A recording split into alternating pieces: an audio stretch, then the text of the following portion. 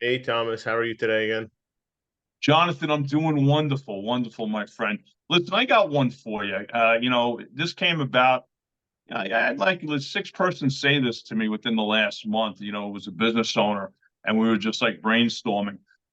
Do you feel it's beneficial for a business to set up a weekly newsletter for their current customers and their potential customers? Your thoughts on that since you're on the marketing side of things?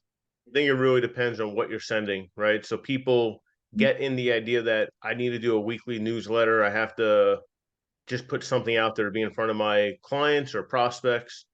But if it has nothing of value to the person, if it's just a fluffy email with nothing to help, I don't think that part is really that good. I think you should make sure that you do a quality newsletter, something that maybe you do it on an as needed basis. So if you have something good to send them, like something new in the industry, something new for your account, that you can send. If you're a company, you just got recognized for an award or something that you just did, that may be Mhm. something worthy of sending. But if you're just sending some, nonsense stuff just to put something in the email, I think you kind of lose the trust of the people you're sending to. So be careful with what you're sending.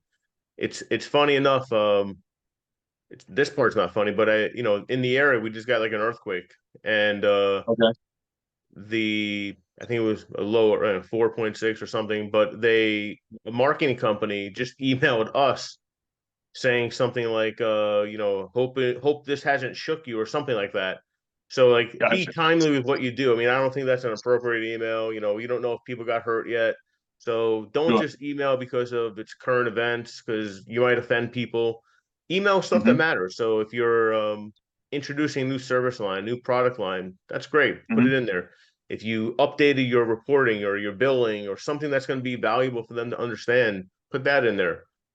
hmm If you're a floral company, you're doing flowers or whatever it is, springs around the corner, great. You have a lot of content to give them. That's great. But do something that makes them want to read it, want to understand it, Sure. and respond back. What you mentioned there, just the one word value. Okay. So I think it's a good idea to do a weekly newsletter, especially in these times. Keep it sweet. The old kiss factor, keep it simple, sweetheart, So you want to do that. You want to create like a bait, like a little bit on a fish line. So, offer something that will maybe want them to make that phone call to you or maybe refer business to you. So, it could actually be a discount for them or it could be a referral bonus for them, say your new customers.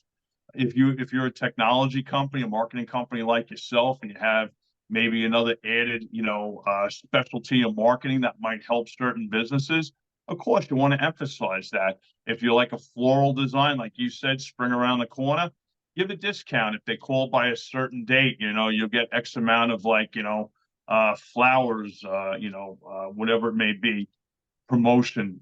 Same thing. If you're, even a simple deli doing something like that, you got people's appetite. Same thing with restaurants. Don't think because you're a small mom and pop business that you can't put a little newsletter together. It's very simple and easy to do. And you know what? There are businesses that have a little bit of downtime. You send it out in the morning or whatever it may be. Let them get thinking, and you can resend it during the middle of the week because they might have overlooked it or just deleted it.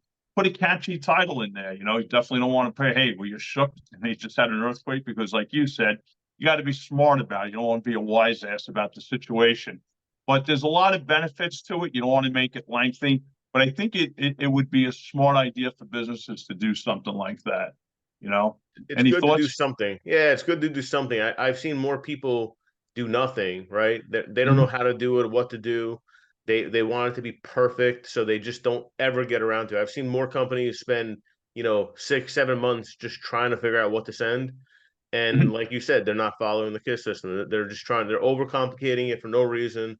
So start off with one, see the response. How many people, if you're using a email service provider like MailChimp or Constant Contact, you'll be able to Mhm. find out how many people opened it, how many people clicked on it, how many people unsubscribed. So you'll be able to find that kind of information. And then you can resend it to the people that did not open it. You can Mhm. resend a follow up email in a few days to the ones that did open it, depending on what you're Yeah. offering. So if you're saying, April 30th is a special and you see Mhm, that 1,500 people opened it, and mhm. but no one reacted to it, no one emailed you or called you, maybe April 15th you send them a follow-up email and say, hey, notice you opened the email, but we didn't hear from you. So you can be very creative with what you do, and uh, be very on top of it.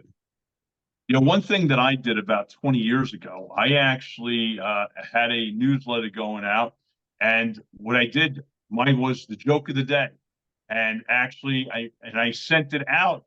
It was like 5 days a week, but it was a simple thing. It was joke of the day, and people would open it, and there were funny jokes. They're clean jokes. You got to do that. 20 years ago versus today, people can get a little bit more offensive, but still, it was a political correctness era 20 years ago.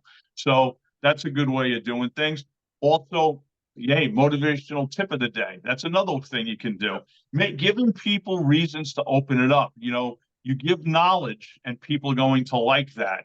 Keep it simple, but it's like getting a fortune cookie. So give them that fortune cookie. If that's joke of the day, wisdom of the day, something that's going to want them to open it up. Business owners have to always be motivating their employees. Okay. So if you're able to do motivational tips, go out there and do it. It's so easy to go find them online if need be, if you don't have them in your own, little Rolodex of thoughts. All right. Anyway, we're going to leave off at that. Want to thank you for watching this segment of Creative Knowledge for You. We ask you to subscribe if you already haven't. Please hit that thumbs up, put out likes. We do need those as the community grows. Listen, everybody have a fantastic week ahead. Take care. For everyone.